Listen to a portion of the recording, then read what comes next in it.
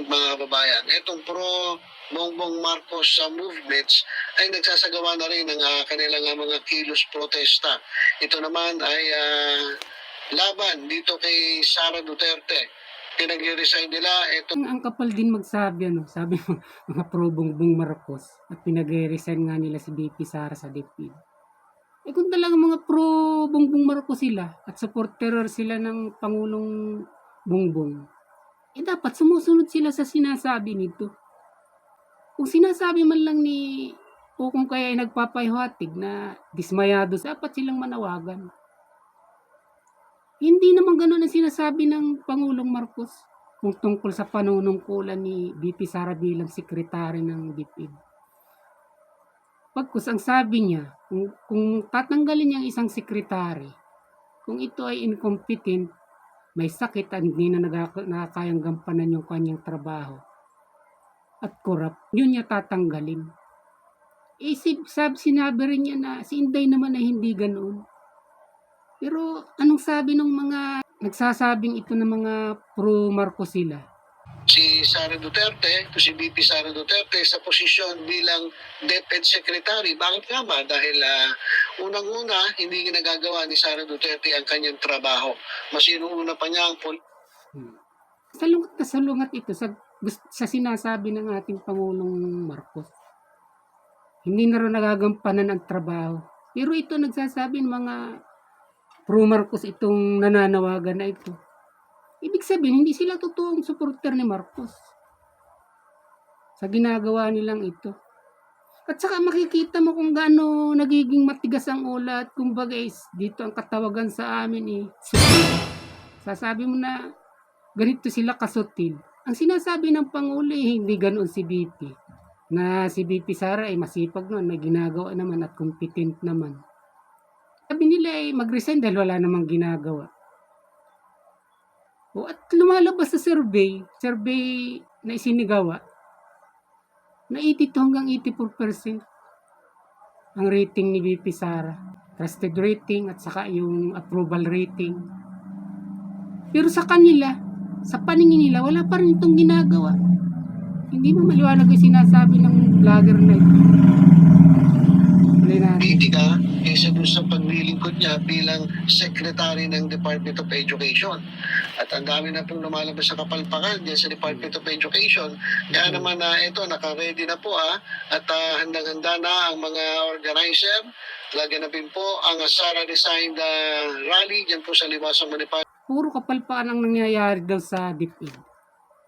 Alam bang dapat natin paniwalaan yung survey na ang tagal nang nagsasagawa na may mga napatunayan na tama yung kanilang pag-aanalisa o itong mga vlogger na ito na sa tingin naman natin ito ay binabayaran para lang magngangaw at magdadaldal dito nang halos hindi mo naman talaga kapani-paniwala ang mga pagsasalita.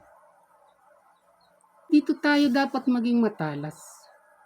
Kung tayo man nakakarinig, nakakapanood ng mga ganito, dapat liwanagin natin kung ano yung talagang gusto nilang itaguyod na gustong papaniwalain sa atin. Maliwanag ito. Hindi ito totoong mga supporters ni Pangulong Bongbong Marcos. At ipinapakita ko sa inyo yung mga kadahilanan at yung katibayan kung bakit dapat natin hindi pagtiwalaan ng mga taong ito. Pagpalagay na natin na talagang kaya ganito ang pasada nito maaaring kasama ito dun sa mga troll farm, di ba? May mga troll farm tayong nalalaman tungkol sa mga administrasyon, di ba? Kung natin itanggi ito, tayo dito maglokohan. Ibig sabihin, hindi siya seryoso pa rin sumusuporta kahit sabihin natin siya kakabilang sa mga troll farm na yun. Umimbro siya. Dahil kung siya kabilang dun, hindi ganito dapat ang magiging approach niya. Hindi ganito ang dapat niya sinasalita dito at ipinapanood sa mga tao, sa kanyang mga viewers. Dapat kung ano yung gusto ng Pangulo, kung ano sinasabi nito, yun ang sasang-ayunan nila. Siya pa naman ang lakas ng loob magsalita na mga sila, pro-administration supporters, mga pro-Marcos sila. Patunayan nila na sila'y supporters nito, kung ano sinasabi nito, yun ang dapat nilang sundin, yun ang dapat nilang itaguyod. Huwag yung binubulag nila yung mga viewers nila, nakukunti na nga, binubulag pa nila. Siyempre, alam naman natin itong mga viewers nito, hindi naman ganun ka-aktibo o kabilis na nakakarating sa kanila na may ganoong sinasabi ang ating Pangulo. Hindi nga niya pinapaniwala, hindi niya alisin si VP Sara dahil hindi naman nga ito katulad ng iba na incompetent o kaya ay tamad o kaya ay kurap. Kaya hindi niya ito aalisin. Pero taliwas sa mga sinasabi ng vlogger na ito.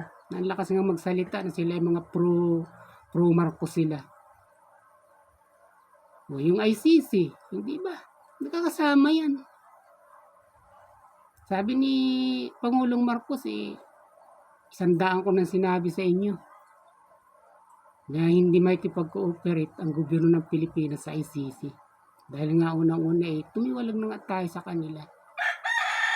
Pero hindi matapos-tapos yung kanilang mga panawagan na papasukin na yung ICC.